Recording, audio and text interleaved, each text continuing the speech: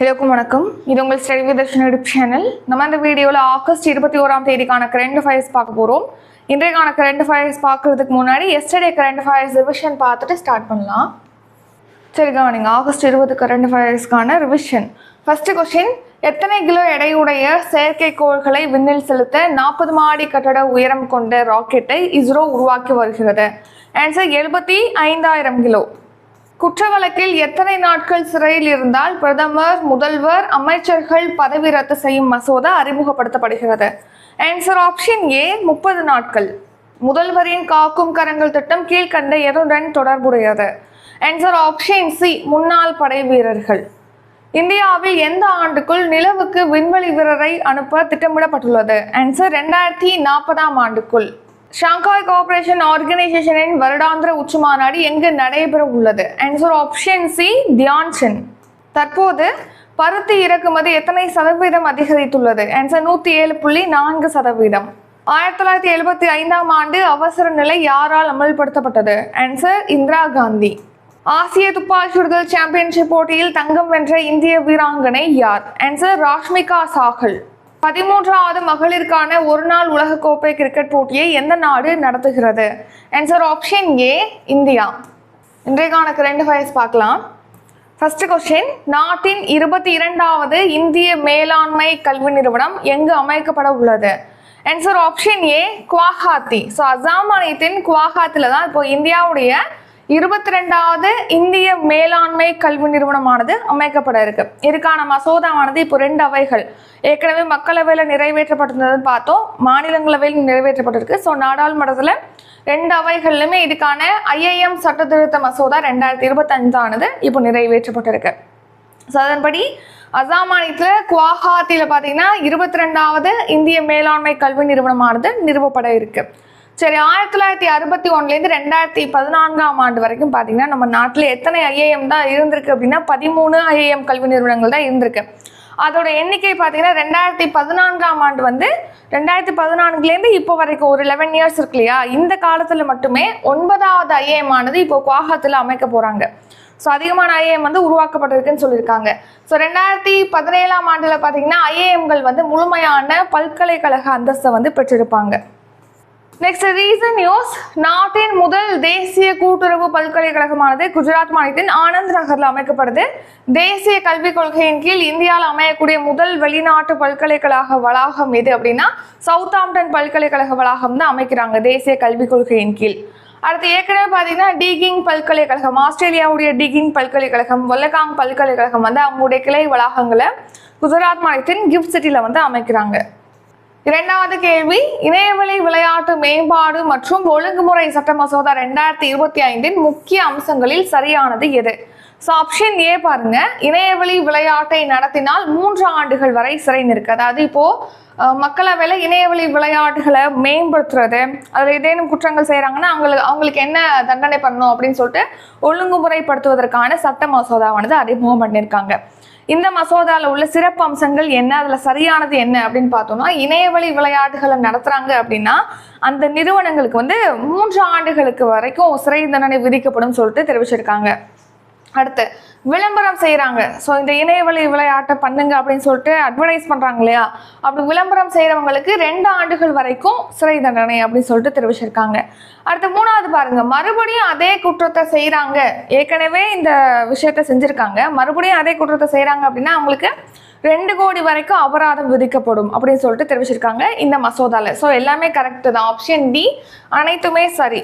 So இணையவழி விளையாட்டுகளில் பார்த்தீங்கன்னா அந்த காசு கட்டி அதில் காசு இழந்து பணத்தை இழந்து கடைசியில் தற்கொலை பண்ணிக்கிறாங்க. ஸோ ஏழைகள் அதிகமாக அதனால் பாதிக்கப்படுறாங்க. ஸோ அதை ஒழுங்குபடுத்தணும் அப்படிங்கிறதுக்காக இணையவழி விளையாட்டு மேம்பாடு மற்றும் ஒழுங்குமுறை சட்ட மசோதா 2025 மக்களவையில் அறிமுகப்படுத்தப்பட்டு இப்போ நிறைவேற்றப்பட்டிருக்கு. இது அறிமுகப்படுத்தினவர் மத்திய அமைச்சர் அஸ்வினி வைஷ்ணவ். இதோட நோக்கம் என்னன்னா, நிறைய நிதி மோசடிகளானது நடக்குது, பணத்தை கட்டுறது, இந்த மாதிரி நிறைய நிதி மோசடிகள் நடக்குது, பண பரிவர்த்தனை குற்றங்கள் நடக்குது, மக்கள் அவங்களுடைய பணத்தை இழக்கிறாங்க, நிதி இழப்பு இதெல்லாம் நடக்குது. ஸோ இதை தடுக்கணும் அப்படிங்கிற நோக்கத்துக்காக தான் இந்த மசோதா இப்போ இன்ட்ரடியூஸ் பண்ணி மக்களவையில் நிறைவேற்றப்பட்டிருக்கு. இதில் உள்ள முக்கியமான அம்சங்கள் என்ன அப்படின்னா, இணையவழி விளையாட்டை நடத்தக்கூடிய ஒரு தனிநபரோ அல்லது நிறுவனங்களுக்கோ அவங்க இணையவழி விளையாட்டுகள், சூதாட்ட விளையாட்டுகள் இந்த மாதிரி நடத்துறாங்கன்னா அவங்க 3 ஆண்டுகள் வரைக்கும் சிறை தண்டனை வழங்கப்படும் அல்லது 1 கோடி ரூபாய் வரைக்கும் அபராதம் விதிக்கப்படும் சொல்லியிருக்காங்க. அடுத்து இந்த இணையவழி விளையாட்டுகள் தொடர்பாக இப்போ ரம்மி, போக்கர் இந்த மாதிரிலாம் கேம் இருக்கு இல்லையா, பணத்தை கட்டி இந்த சீட்டு விளையாட்டுலாம் விளையாடுறாங்க இல்லையா, அந்த மாதிரி விளையாட்டு விளம்பரம் செய்கிறாங்க அப்படின்னா அவங்களுக்கு 2 ஆண்டுகள் வரைக்கும் சிறை தண்டனை அல்லது 50 லட்சம் வரைக்கும் அபராதம் விதிக்கப்படும் அப்படின்னு சொல்லிட்டு தெரிவிச்சிருக்காங்க. அடுத்து மீண்டும் செய்த குற்றத்தை மறுபடியும் செய்கிறாங்க அப்படின்னா 2 கோடி வரைக்கும் அபராதம் விதிக்கப்படும் மற்றும் 5 ஆண்டுகள் வரைக்கும் சிறை தண்டனை விதிக்கப்படும் சொல்லிட்டு இந்த மசோதாவில் தெரிவிச்சிருக்காங்க. இந்த மசோதா நடைமுறைக்கு வருதுன்னா எதுல தாக்கம் ஏற்படும் அப்படின்னா, இப்போ இந்தியாவில் பார்த்தீங்கன்னா இணையவழி விளையாட்டுத்துறை அப்படிங்கிறது 2 லட்சம் கோடி மதிப்பிலான ஒரு துறையாக இருக்கு. இப்போ இது கொண்டு வர்றதுனால அந்த எக்கனாமி லெவலில் அந்த மதிப்பு குறையும் அப்படின்னு சொல்லிட்டு தெரிவிக்கிறாங்க. பெரிய பாதிப்பு அப்படிங்கிறது ஏற்படும் சொல்லியிருக்காங்க. 3வது கேள்வி, இந்திய விமானப்படைக்கு 97 தேஜஸ் போர் விமானங்களை எந்த நிறுவனத்திடமிருந்து கொள்முதல் செய்ய ஒப்புதல் அளிக்கப்பட்டுள்ளது? Answer option B, Hindustan Aeronautics நிறுவனம். ஸோ ஹிந்துஸ்தான் ஏரோநாட்டிக்ஸ் லிமிடெட், உங்களுக்கு ஷார்ட்டாக HAL அப்படின்னு கொடுக்கலாம் அல்லது ஹிந்துஸ்தான் ஏரோநாட்டிக்ஸ் லிமிடெட் அப்படின்னு கொடுக்கலாம். சரி, இந்த நிறுவனத்துக்கிட்டேருந்து இந்திய விமானப்படைக்காக ஒரு 97 தேஜஸ் போர் விமானங்களை வாங்குறதுக்கு இப்போ மத்திய அமைச்சரவை ஒப்புதல் அளிச்சிருக்காங்க. சரி கவனிங்க, இப்போ 97 போர் விமானம் தேஜஸ் போர் விமானங்களை வாங்க போறாங்க. எவ்வளோ மதிப்புல அப்படின்னா 67,000 கோடி மதிப்புல இந்த ஹிந்துஸ்தான் ஏரோநாட்டிக்ஸ் லிமிடெட் நிறுவனத்துக்கிட்டே தேஜஸ் போர் விமானங்களை வாங்குறதுக்காக திட்டமிட்டிருக்காங்க. எதுக்காக வாங்குறாங்க? இந்திய விமானப்படையில பயன்படுத்துறதுக்காக, இந்த விமானங்களை வாங்குறதுக்காக இப்போ மத்திய அமைச்சரவை ஒப்புதல் அளிச்சிருக்கு. ஏற்கனவே 2021 பிப்ரவரியில் பார்த்தீங்கன்னா ஹிந்துஸ்தான் நிறுவனத்துக்கிட்டேருந்து 83 தேஜஸ் போர் விமானங்களை வாங்குறதுக்காக 48,000 கோடி மதிப்புல ஒப்பந்தம் மேற்கொண்டிருப்பாங்க. ஸோ அதையும் பார்த்துக்கணும். இப்போ ஒரு 97 போர் விமானங்களை வாங்க போறாங்க. இந்த தேஜஸ் போர் விமானங்களை பொறுத்த வரைக்கும் இது உள்நாட்டிலே தயாரிக்கப்பட்டது ஹிந்துஸ்தான் ஏரோநாட்டிக்ஸ் லிமிடெட் நிறுவனத்தினால. ஸோ அதாவது MiG-21 ரக போர் விமானத்துக்கு பதிலாக தான் இந்த போர் விமானத்தை பயன்படுத்த போறாங்க. நம்ம ரீசெண்டாக கூட பார்த்துருப்போம், MiG-21க்கு ஓய்வு பெற போகுது அப்படின்னு சொல்லிட்டு இது ரஷ்யாக்கிட்டேருந்து வாங்கின ஒரு விமானம் தான் MiG-21 அப்படின்னு சொல்லிட்டு. ஸோ இந்த தேஜஸ் போர் விமானம் பார்த்தீங்கன்னா அதிக அச்சுறுத்தல் இருக்கக்கூடிய வான் சூழல்கள்லையுமே இயங்கக்கூடிய ஒரு போர் விமானமாக இருக்கு. ஸோ இந்த போர் விமானத்தில் வான் பாதுகாப்பை உறுதிப்படுத்துறது, கடல் கண்காணிப்பு நம்ம பண்றது, உளவு பார்க்கறது, தாக்குறது, இந்த மாதிரியான பணிகளுக்கு இந்த தேஜஸ் போர் விமானங்களானது பயன்படுது. அடுத்ததா பார்த்தீங்கன்னா 6 மேம்பட்ட வான்வழி முன்னெச்சரிக்கை மற்றும் கட்டுப்பாடு அமைப்புகளுடனான விமானங்களை கட்டமைக்கிறதுக்கான திட்டத்துக்கும் ஒப்புதல் அளிச்சிருக்காங்க. ஸோ இந்த திட்டம் பார்த்தீங்கன்னா 18,000 கோடி மதிப்பீட்டில் இந்த விமானங்களை உருவாக்குறதுக்காக திட்டமிட்டிருக்காங்க. இப்போ ரீசெண்டாக கூட அடுத்த தலைமுறையை சேர்ந்த ஒரு போர் விமானத்தை தயாரிக்கிறதுக்கு இந்தியா திட்டமிட்டு இருக்கு, அதை தயாரிச்சு வருது அப்படின்னு சொல்லி நம்ம பார்த்துப்போம். அதே மாதிரி 6 மேம்பட்ட வான்வழி முன்னெச்சரிக்கை மற்றும் கட்டுப்பாடு அமைப்புகளுடனான விமானங்களை இப்போ உருவாக்குறதுக்கு திட்டமிட்டிருக்காங்க. எவ்வளோ கோடியில் அப்படின்னா 18,000 கோடியில். ஸோ இதுக்கு பார்த்தீங்கன்னா ஏர் இந்தியா நிறுவனத்துக்கு வாங்கப்பட்ட ஏர்பஸ் 321 விமானங்களானது பயன்படுத்தப்படும் அப்படின்னு தெரிவிச்சிருக்காங்க. நெக்ஸ்ட் ரீசன்ட் நியூஸ், ரஃபேல் போர் விமானம் பார்த்தீங்கன்னா பிரான்ஸுக்கு இந்தியா பை பண்ணியிருக்காங்க. ஸோ இந்த ரஃபேல் போர் விமானத்தை டசால்ட் ஏவியேஷன் நிறுவனம் தான் தயாரிக்குது. அடுத்து ஹன்சா 3 அப்படிங்கிறது ஒரு பயிற்சி விமானம், உள்நாட்டிலே உருவாக்கப்பட்ட அடுத்த தலைமுறை சேர்ந்த பயிற்சி விமானம் தான் ஹன்சா 3. அடுத்து AMCA போர் விமானம், அதாவது விமானப்படைக்காக அடுத்த தலைமுறை 5ஆம் தலைமுறையை சேர்ந்த ஒரு போர் விமானத்தை உருவாக்குறாங்க தற்சார்பு இந்தியா திட்டத்தின் கீழ் உள்நாட்டிலே. அடுத்து துருவ் ஹெலிகாப்டர் அப்படிங்கிறது ஹிந்துஸ்தான் ஏரோநாட்டிக்ஸ் நிறுவனத்துக்கு இந்தியா பை பண்றாங்க. அப்பாச்சி ஹெலிகாப்டர் அமெரிக்கா கிட்டேருந்து, MQ-9B ஆளில்லா விமானங்களை அமெரிக்கா கிட்டேருந்து பை பண்றாங்க. இந்தியாவில் C-130J சூப்பர் ஹெர்குலிஸ் போர் விமானமானது டாடா மற்றும் அமெரிக்காவின் லாக்ஹீட் மார்டின் நிறுவனத்தோட ஒப்பந்தம் மேற்கொண்டிருக்காங்க இந்த விமானத்தை வாங்குறதுக்காக இந்தியாவில். அடுத்த 4வது கேள்வி, சமீபத்தில் அக்னி 5 பாலிஸ்டிக் ஏவுகணை சோதனை எங்கு வெற்றிகரமாக நடைபெற்றது? ஆன்சர் சந்திப்பூர். ஸோ ஒடிசா மாநிலத்தின் சந்திப்பூர் பகுதியில் தான் இப்போ அக்னி 5 அப்படிங்கிற ஏவுகணையை டெஸ்ட் பண்ணியிருக்காங்க. அக்னி 5 பொறுத்த வரைக்கும் அக்னி ரக ஏவுகணைகள் எல்லாமே அணு ஆயுதத்தை சுமந்து செல்லக்கூடிய ஒரு ஏவுகணை தான் அக்னி ரக ஏவுகணைகள். அதில் அக்னி 5 அப்படிங்கிறது பார்த்தீங்கன்னா 5000 கிலோமீட்டர் தொலைவில் உள்ள இலக்குகளை குறிவச்சு தாக்கக்கூடிய ஒரு ஏவுகணை அக்னி 5. இப்போ ரீசெண்டாக ஒடிசா மாநிலத்தில் இதை டெஸ்ட் பண்ணியிருக்காங்க சந்திப்பூர் பகுதியில். ஸோ அக்னி 1லேருந்து அக்னி 4 வரைக்கும் உள்ள ஏவுகணைகள், அந்த ரகத்தை சேர்ந்த ஏவுகணைகள் ஏற்கனவே இராணுவத்தில் பயன்பாட்டில் இருக்கு. இப்போ ரீசெண்டாக அக்னி 5 பாலிஸ்டிக் ஏவுகணையை டெஸ்ட் பண்ணியிருக்காங்க. நெக்ஸ்ட் அதே மாதிரி இதுக்கு முன்னாடி பார்த்தீங்கன்னா பிருத்திவி II அப்படிங்கிற அதாவது பிருத்திவி 2 அதுதான் ஐஐ மென்ஷன் பண்ணியிருக்காங்க. பிருத்திவி 2 அப்படிங்கிற ஒரு ஏவுகணையை டெஸ்ட் பண்ணியிருக்காங்க. இது 500 கிலோ எடை கொண்ட ஆயுதங்களை சுமந்து கொண்டு ஒரு 350 கிலோமீட்டர் தொலைவில் உள்ள இலக்குகளை தாக்கி அளிக்கும். அது அக்னி 1 ஏவுகணை பார்த்தீங்கன்னா 1000 கிலோமீட்டர் இடையிலான ஆயுதங்களை சுமந்து கொண்டு 700லேருந்து 900 கிலோமீட்டர்ல தொலைவில் உள்ள இலக்குகளை தாக்கி அளிக்கக்கூடியது. பிரளய் ஏவுகணைங்கிறது 500லேருந்து 1000 கிலோ எடை கொண்ட ஆயுதங்களை சுமந்து கொண்டு இலக்கை தாக்கி அளிக்கக்கூடியதுதான் பிரளய். இதெல்லாமே ரீசெண்டாக டெஸ்ட் பண்ணியிருக்காங்க. அடுத்த 5வது கேள்வி, பிரதமர் முதல்வர்கள் பதவி பறிப்பு மசோதா எத்தனை பேர் கொண்ட நாடாளுமன்ற கூட்டுக்குழுவுக்கு அனுப்பப்பட்டது? ஆன்சர் 31 உறுப்பினர்கள் கொண்ட நாடாளுமன்ற கூட்டுக்குழுவுக்கு இந்த மசோதாவை அனுப்பியிருக்காங்க. இப்போ ரீசெண்டாக மத்திய உள்துறை அமைச்சர் அமித்ஷா அவர்கள் பார்த்தீங்கன்னா பிரதமர், முதலமைச்சர்கள், அப்புறம் மத்திய அமைச்சர்கள் இருக்காங்க இல்லையா, அவங்க இப்போ ஒரு 5 வருஷம் வரைக்கும் சிறை தண்டனை விதிக்கக்கூடிய ஒரு குற்றங்களை செஞ்சாங்க அப்படின்னு சொல்லிட்டு அவங்க சிறையில் அடைக்கப்பட்டிருக்காங்க, நிரூபிக்கல சரிங்களா, அந்த செஞ்சிருக்காங்கன்னு சொல்லிட்டு அவங்கள அடைச்சிருக்காங்க சிறையில். அப்படின்னா 30 நாட்களுக்கு மேலே அவங்க இருக்காங்க, 31வது நாள் அவங்க அந்த பதவியிலேருந்து நீக்கப்படுவாங்க. அதை பற்றி சொல்லக்கூடியதான் இந்த மசோதா. இப்போ மக்களவையில் அறிமுகம் பண்ணியிருக்காங்க. இந்த மசோதாவை இப்போ நாடாளுமன்ற கூட்டுக்குழுவுக்கு அனுப்பியிருக்காங்க. அந்த நாடாளுமன்ற கூட்டுக்குழு எத்தனை உறுப்பினர்கள் கொண்டதுன்னா 31 உறுப்பினர்கள் கொண்ட குழுவுக்கு அனுப்பியிருக்காங்க. இதில் மக்களவை சேர்ந்த 21 பேரும், மாநிலங்களவை சேர்ந்த 10 பேரும் இடம்பெறுவாங்கன்னு சொல்லிட்டு தெரிவிச்சிருக்காங்க. சரி, முதலமைச்சர், பிரதமர், மத்திய அமைச்சர்களுடைய பதவி பறிப்பதற்காக இப்போ அவங்க குற்றம் சாட்டியிருக்காங்க, ஒரு பெரிய குற்றத்தை செஞ்சிருக்காங்கன்னு சொல்லி குற்றம் சாட்டப்பட்டு அவங்க சிறையில் அடைக்கப்படுறாங்க. அதுக்கிடையில் ஜாமீன் வராமல் அவங்க 30 நாட்களுக்கும் மேலே 30 நாட்கள் சிறையில் அடைக்கப்பட்டிருக்காங்கன்னா 31வது நாள் அவங்களுடைய பதவியை அவங்க ராஜினாமா செய்யணும். அப்படி செய்யலை அப்படின்னா அவங்க பதவி நீக்கம் செய்யப்படுவாங்க. அதுக்கான மசோதா ஒரு 3 மசோதா இப்போ இன்ட்ரடியூஸ் பண்ணியிருக்காங்க. அது என்னென்ன மசோதானா, யூனியன் பிரதேசங்கள் திருத்த மசோதா 2025, அரசியலமைப்பு சட்ட 130வது திருத்த மசோதா 2025, ஜம்மு காஷ்மீர் மறுசீரமைப்பு திருத்த மசோதா 2025. இந்த 3 மசோதாக்களை இப்போ அறிமுகப்படுத்தியிருக்காங்க. சரி, இப்போ நாடாளுமன்ற கூட்டுக்குழுவுக்கு அனுப்பியிருக்காங்க இல்லையா 31 உறுப்பினர்கள் கொண்ட குழு. இந்த குழு பார்த்தீங்கன்னா நெக்ஸ்ட் நாடாளுமன்ற கூட்டத்தொடருடைய முதல் வாரத்துடைய கடைசி நாளில் அவங்களுடைய அறிக்கையை சமர்ப்பிப்பாங்க அப்படின்னும் தெரிவிச்சிருக்காங்க. ஸோ 5 ஆண்டுகள் வரைக்கும் சிறை தண்டனை விதிக்கக்கூடிய ஒரு கடுமையான குற்றத்தை செஞ்சிருக்காங்க அப்படின்னு சொல்லிட்டு கைது செய்யப்பட்டிருக்காங்க. முதலமைச்சரோ, பிரதமரோ அல்லது மத்திய அமைச்சர்களோ கைது செய்யப்பட்டு 30 நாட்கள் சிறையில் இருக்காங்கன்னா 31வது நாள் அவங்களுடைய பதவியானது பறிக்கப்படும் இந்த மசோதாவின் படி. ஸோ யூனியன் பிரதேச சட்டம் 1963 பிரிவு 45 சட்ட திருத்தம் தேவை அப்படின்னும் இந்த மசோதாவில் ஒரு அம்சம் இடம்பெற்றிருக்கு.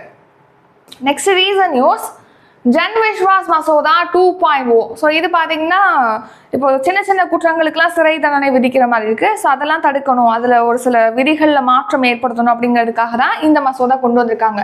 ஸோ மோட்டார் வாகன சட்டம், புதுதில்லி நகர சபை கவுன்சில் சட்டம், சாலை போக்குவரத்து கழக சட்டம் அப்படின்னு சொல்லிட்டு நிறைய சட்டங்களில் சின்ன சின்ன விஷயங்களுக்கு குற்றங்கள் செஞ்சிருக்காங்கன்னு சொல்லிட்டு சிறை தண்டனை விதிக்கிறத ரத்து பண்ணுறதுக்காக இந்த மசோதா.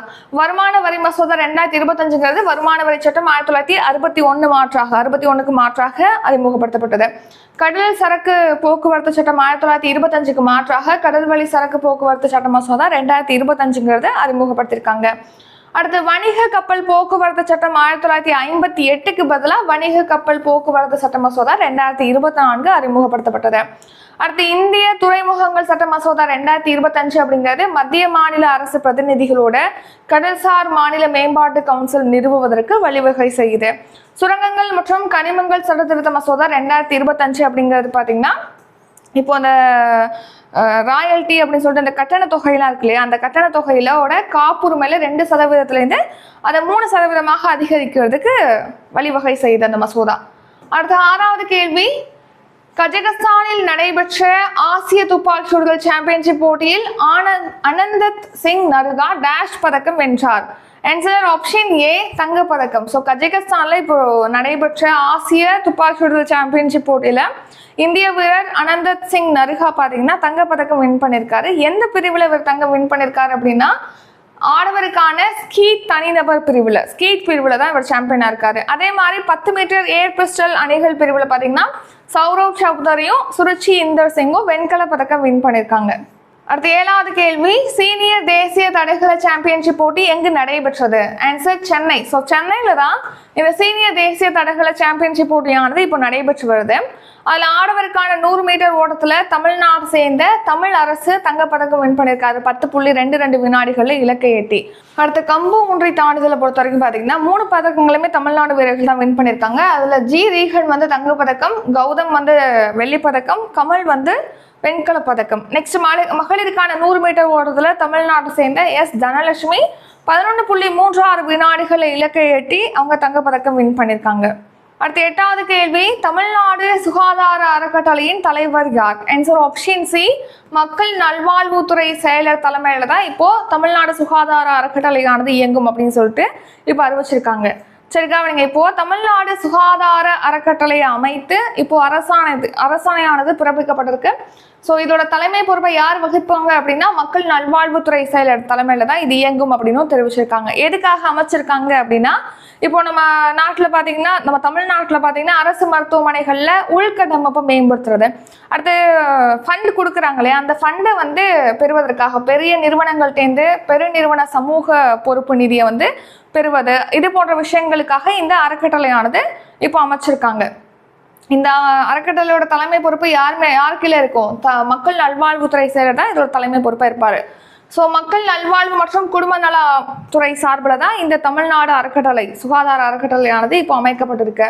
இதில் யார் உறுப்பினர்களாக இருப்பாங்கன்னு சொல்லியிருக்காங்கன்னா, தமிழ்நாடு சுகாதார அமைப்பு சீர்திருத்த திட்ட இயக்குனர், அப்புறம் தேசிய நல்வாழ்வு குழும இயக்குனர், அப்புறம் தமிழ்நாடு மருத்துவ பணிகள் கழக மேலாண்மை இயக்குனர், அடுத்து மருத்துவ கல்வி மற்றும் ஆராய்ச்சி இயக்குனர், ஊரக நலப்பணிகள் இயக்குனர், பொது சுகாதாரத்துறை இயக்குனர், நிதித்துறை இணை செயலர், இவங்கெல்லாம் இந்த தமிழ்நாடு சுகாதார அறக்கட்டளையுடைய உறுப்பினர்களாக இருப்பாங்க அப்படின்னு தெரிவிச்சிருக்காங்க.